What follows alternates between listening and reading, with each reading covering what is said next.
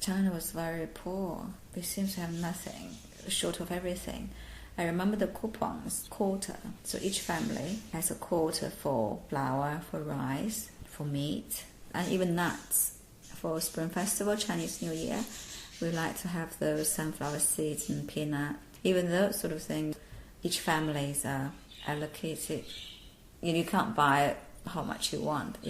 You have, say, only 1 kilo per family for the whole year or something. It's really limited. I think happy, the kids. We have 3 girls in the house. No toys. We play mud. We play outside what's that, skipping rope or something, or those elastic thing, all the girls and play together. And even just running around. Every night I remember my mum had to shout loud to get you home for dinner. Kids all play outside. Were your parents upset about you leaving the family home of Beijing? How do you know? It was not uncommon that time to marry a foreigner or to have a boyfriend not Chinese. But they still prefer, they would say, millions of Chinese men, you can't find one you like, because the communication. But they were happy, I am happy. But my father did say, before I turn 70, I hope you stay in China, sort of around us, not too far. Chinese, I guess the parents all would like to have the kids around, not too far, can look after each other. Kids are not that independent as Western either, I don't think. My father, he was put in jail. My mother went to fun school, so I am my older brother. He about 9 and 7.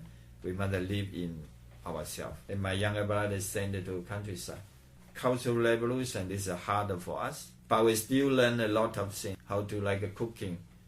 I mean, to do everything for ourselves. Even you are 7 years old. You were 7 when the family got split up. Your dad went to jail, your mother went to the countryside, and your youngest brother went to live with an aunt. And then we must make a coal, the cooking. No gap, no power. But this is a hard life, but they also got experience. In the future, even the life harder, we can pass. We have an English teacher called Mr. Howe. There was another student in the English class with me called Victor. Victor and I were the only 2 Asian students in the class. But Mr. Howe would mix us up.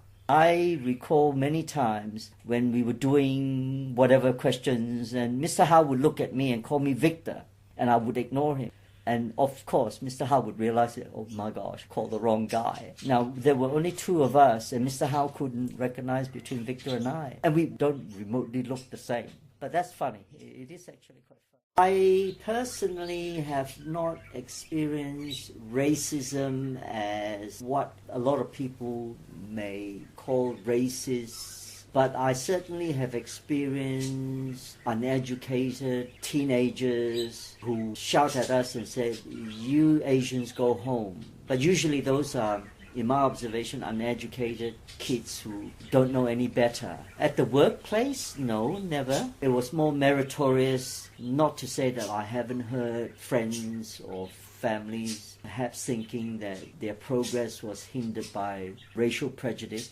But it is frightening if you're confronted by it, and I think we have to be conscious and cautious of these dark things called racism, because it's there, you can't help it, but we just have to be careful of how we treat it. I always was an artist, but when I finished my high school, Cultural Revolution started.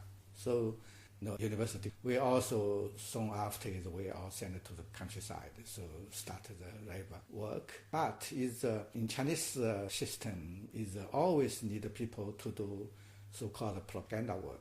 It's need people, if you can paint, you always get a similar job. But in the early years, it is still one side is pay the wage and your work is as a labor, but you can many times let you paint. So this is kept many years until 1976. Then I joined the army. But before that time, for 6 years, our the unit, the farm is belong to. I'm no good. My father is a professional. If you are a professional, you are a teacher, you are engineer, no good in that year. All whole family like damaged. You know the Chairman Mao said, never stop this. Couple years again. But in 1976, he passed away, Chinese Day, 4th of October, and after they're slowly back to normal. I think, oh, now it's finished. I still, in that year, I'm very young, but I'm so worried. I thought, happen again, I worry.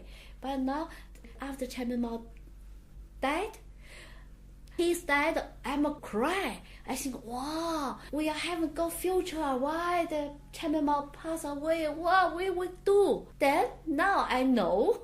Yeah, after this. I was thinking I was so down because I can't express myself as good as using my mother tongue. And I think it's the biggest obstacle for all the Chinese speakers in Australia. Going to buy things or shopping is not concern. It's the concern that I have for myself if I really want to tell people how I think, to make a decision, to convince people why this is a good decision. That part is quite difficult. I chose to live in a different culture. I need to understand that culture. It's my responsibility. I think that Australian people are kind enough to offer friendly help and welcome and support. It's literally just that culture difference itself makes hard for people who came from a different culture and want to live or develop themselves. As little as the way you talk, the way you express yourself, you might not sound rude in your own language, but the way you say it might make people think, oh, you're so rude, and then you will not make things harder for you, things like that. And the big ones, cultural festivals, religions, belief, political, all these big things, and as small as the way you eat, the way you talk, the way you meet people. 当你刚到澳洲的时候，你觉得澳洲是怎么样的？当我一下飞机以后，当我一下没翻译，当我一下飞机以后，我就感到这个太阳啊特别明亮。As soon as he get off from the plane, he already found the sun is so bright, so beautiful Australia. And 这个蓝天白云。Blue sky, white cloud. Why? I'm surprised. Beautiful.